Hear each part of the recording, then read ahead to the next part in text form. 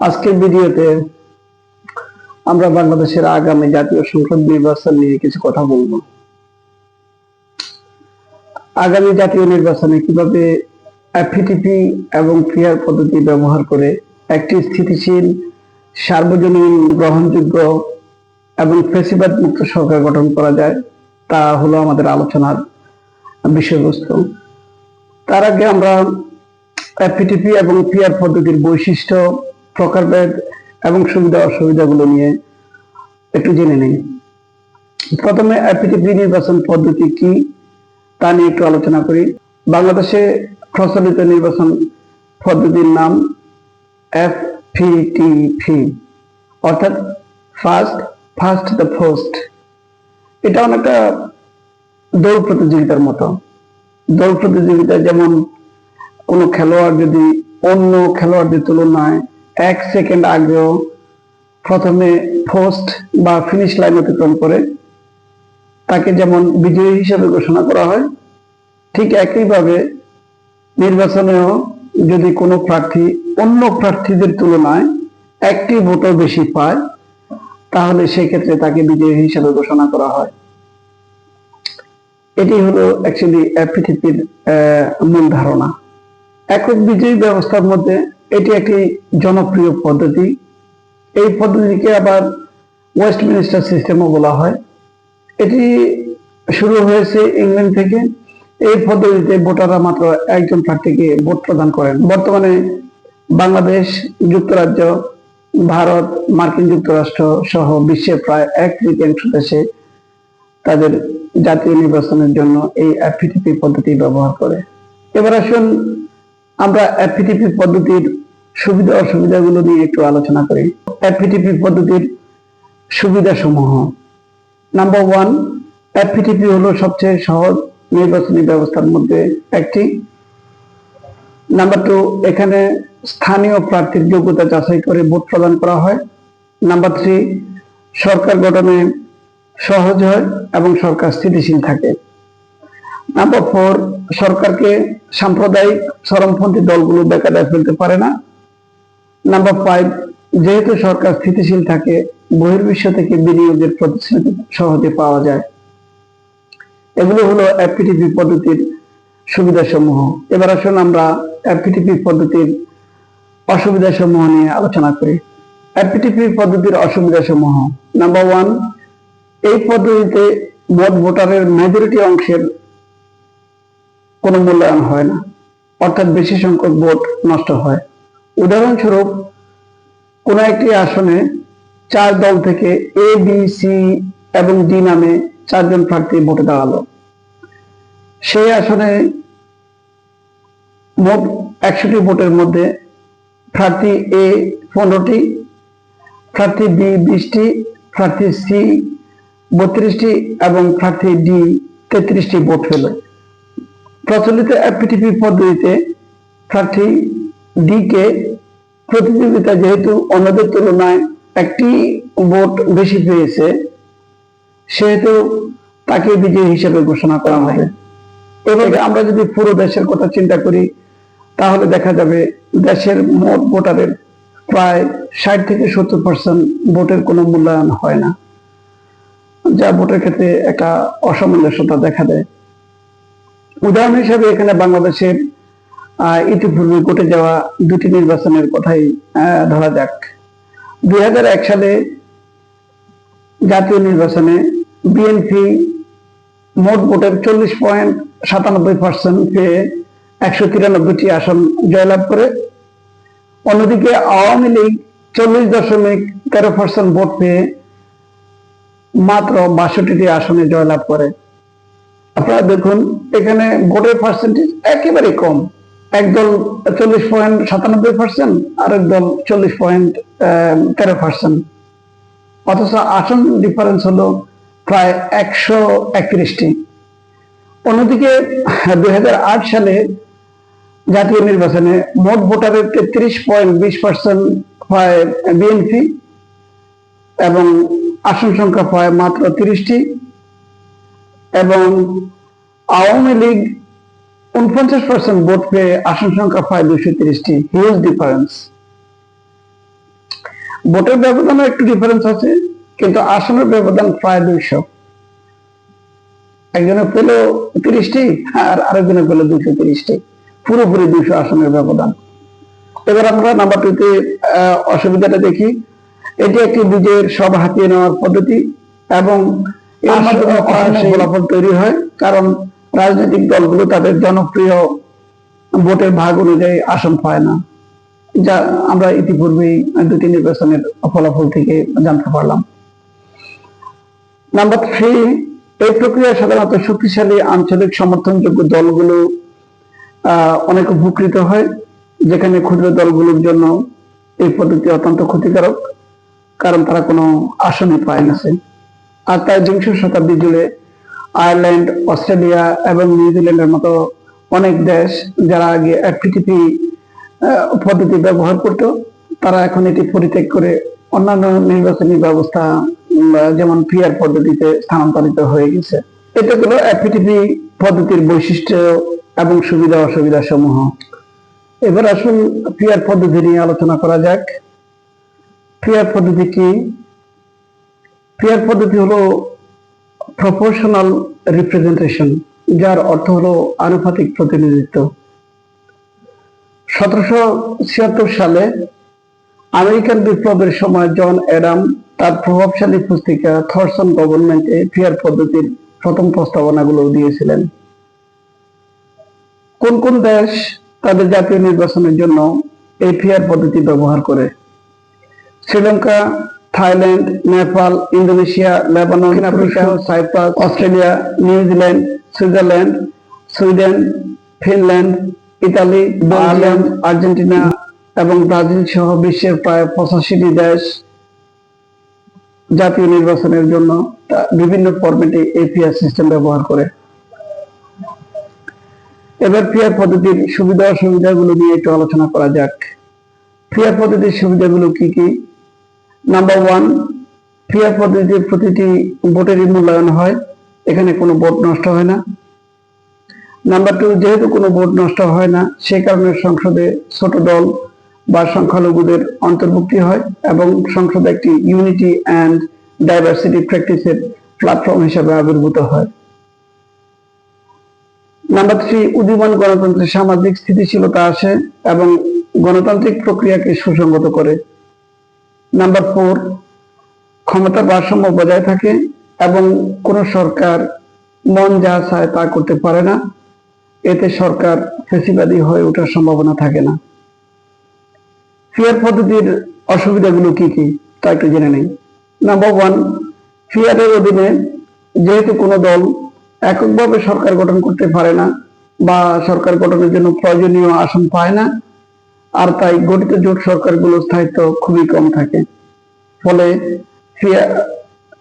নির্বাচন ঘন ঘন হয়। উদাহরণ হিসাবে ইতালি এবং ইসরায়েলের কথাই ধরা যাক, যেখানে সরকার বিভিন্ন জোট অংশীদারদের সমন্বয়ে গঠিত হয় এবং সেখানে ঘন ঘন নির্বাচন হওয়ার প্রবণতা দেখা যায়। এই পদ্ধতিতে চরমপন্থী দলগুলো সংসদে পা রাখার সুযোগ পায়।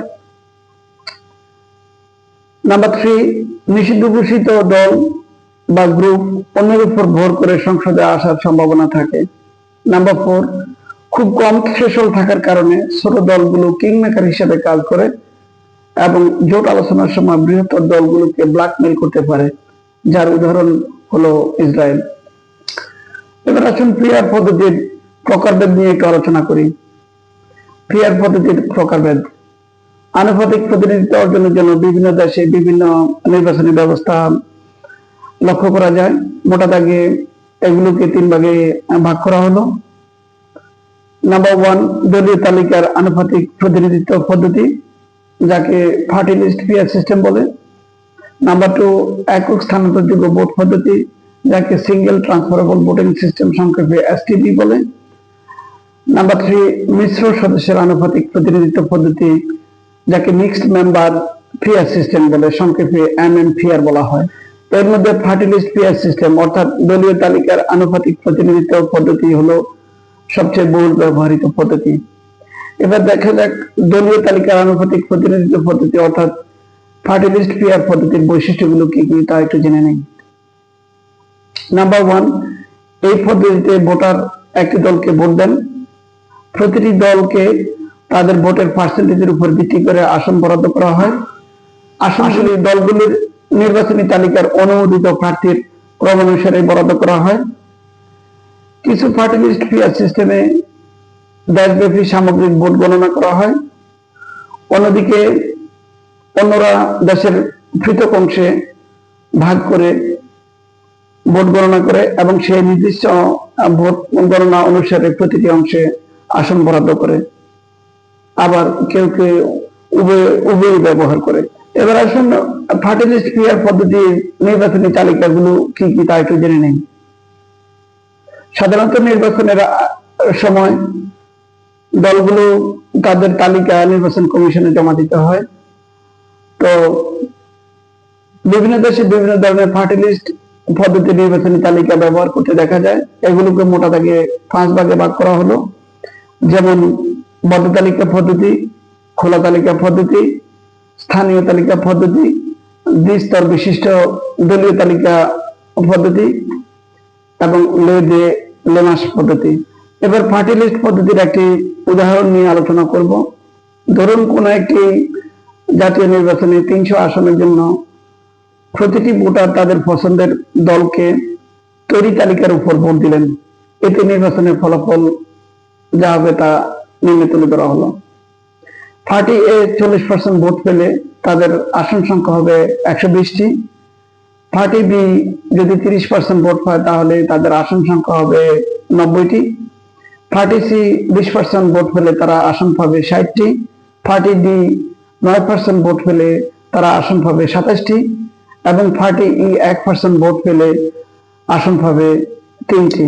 এখান থেকে বোঝা যায় কোন দল যদি 1% ভোটও পায় তাতেও সেই দল কমপক্ষে 3টি আসন পাবে।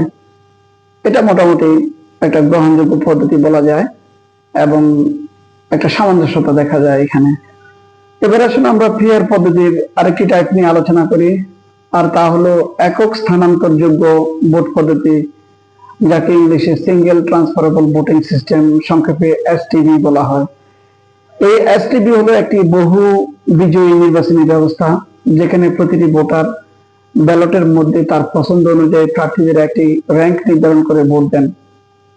অর্থাৎ প্রতিটি ভোটার কেবল তাদের প্রথম পছন্দ চিহ্নিত করার পরিবর্তে তারা বেশ কয়েকটি প্রার্থীকে পছন্দ অনুসারে স্থান দেন এবং তাদের প্রথম পছন্দের প্রার্থী যদি বাদ পড়ে যায় কোনো ক্রমে, তাহলে তাদের ভোট যাতে নষ্ট না হয় তার ভোটটি পরবর্তী পছন্দ অনুসারে প্রার্থীর কাছে স্থানান্তরিত হতে পারে। আমরা যদি নিচের ব্যালট পেপারটি লক্ষ্য করি তাহলে আমাদের ধারণা আরো পরিষ্কার হবে।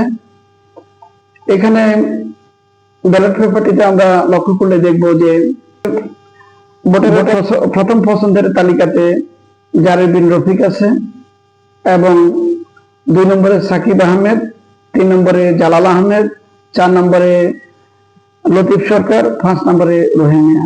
এখানে কোনো কারণে যদি জারির বিন রফিকের প্রার্থিতা বাতিল হয় তাহলে ভোটারের ভোট নষ্ট হবে না, তার ভোটটি সাকিব আহমেদের কাছে স্থানান্তর হবে, যেহেতু সাকিব আহমেদ তার পছন্দের তালিকাতে 2 নম্বরে আছেন। এটা হলো অ্যাকচুয়ালি এই বৈশিষ্ট্যের একটি সৌন্দর্য, ভোট কোনো নষ্ট হবে না, একের পর একটা প্রার্থী ওগুলোর কাছে ভোট স্থানান্তর হতে থাকবে। এখন আমরা সর্বশেষ পিআর পদ্ধতি নিয়ে আলোচনা করব, আর তা হলো মিশ্র সদস্যের আনুপাতিক প্রতিনিধিত্ব পদ্ধতি, যাকে মিক্সড মেম্বার পিআর সিস্টেম অর্থাৎ এমএমপিআর বলা হয়।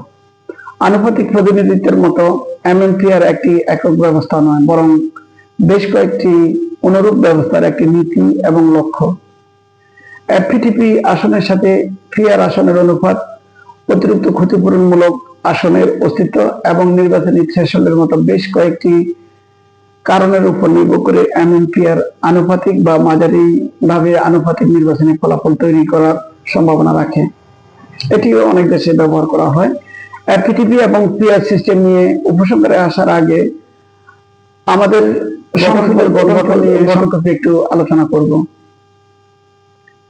অন্তর্বর্তী সরকারের সংস্কার কমিশন সংসদকে নিম্নকক্ষ এবং উচ্চকক্ষ এই দুটি ভাগে ভাগ করার প্রস্তাব দিয়েছেন। যা আমাদের দেশের জন্য খুবই ইতিবাচক একটি প্রস্তাব। এটি সরকারের কাজের জবাবদিহিতা নিশ্চিত করতে এবং সরকারকে ফ্যাসিবাদের কবল থেকে রক্ষা করতে সহায়তা করবে। উচ্চকক্ষ নির্দিষ্ট কিছু বিষয় নিয়ে কাজ করে। বিশ্বের বিভিন্ন দেশের উচ্চকক্ষের কাজ বিশ্লেষণ করলে দেখা যাবে উচ্চকক্ষের প্রধান কাজ হলো আইন প্রণয়নে সহায়তা করা, আইন যাচাই বাছাই করা, সরকারের কাজের জবাবদিহিতা নিশ্চিত করা, নির্বাহী সিদ্ধান্ত পর্যালোচনা করা, যেমন মন্ত্রী, বিচারপতি, নির্বাচন কমিশনার নিয়োগের ক্ষেত্রে পরামর্শ দেওয়া, সংবিধান রক্ষা এবং জনস্বার্থের বিষয়গুলো বিবেচনা নিয়ে প্রয়োজনীয় সংশোধনী প্রস্তাব করা। এটিকে প্রায়শই একটি পর্যালোচনা ঘর বলা হয়, যা নিম্নকক্ষের ত্রুটিগুলো সংশোধন করে এবং সরকারকে জবাবদিহি করতে বাধ্য করে। অনেক দেশে এটিকে সিনেট বলা হয় এবং উচ্চকক্ষের সদস্যদেরকে সিনেটর হিসেবে বলা হয়। এবার আসুন, আগামী জাতীয় সংসদ নির্বাচনে সংসদের কোন কক্ষে কোন পদ্ধতি ব্যবহার করলে আমরা সর্বোচ্চ বেনিফিট পাবো তা জেনে নেই। যদি আগামী সংসদ 2 কক্ষ বিশিষ্ট হয়, তাহলে 2 কক্ষতে একই পদ্ধতিতে নির্বাচন করা ঠিক হবে না, কারণ এফপিটিপি এবং পিআর পদ্ধতি, এই 2 পদ্ধতিরই সুবিধা এবং অসুবিধা দুটি আছে। তাই আমরা 2 পদ্ধতির শুধু সুবিধাগুলো নিব।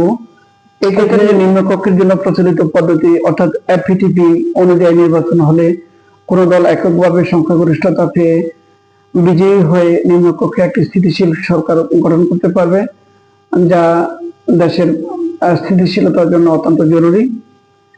এটি তুলনামূলকভাবে একটি সহজ পদ্ধতি এবং জনগণ দেখে শুনে তার নেতা নির্বাচন করতে পারবে, এবং এই পদ্ধতির সাথে বাংলাদেশের জনগণ খুব ভালোভাবে পরিচিত।